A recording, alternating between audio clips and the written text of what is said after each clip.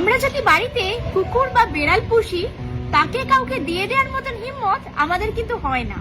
দিয়ে দেওয়া তো দূরের কথা, তাকে এতদিন ছেড়ে থাকতেও মনটা খুব কষ্ট লাগে। আর এখানে তো বাবা মায়ের কষ্ট করে মানুষ করা আদরের মেয়েটাকেই অন্যের হাতে তুলে দিতে হয়। বিনিময় কিন্তু তারা কিছুই পায় না। আর যাদের হাতে তুলে দেয় তাদের কাছ থেকে কৃতজ্ঞতা বোধ তো দূরের কথা, মিনিমাম সম্মানটুকুও তারা পায় না।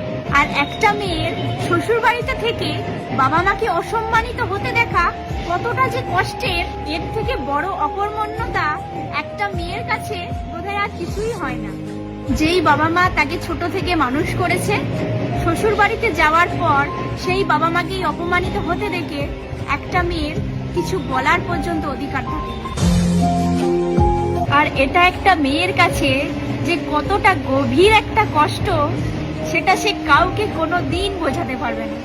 नैना जो सांझ ख्वाब देखते थे नैना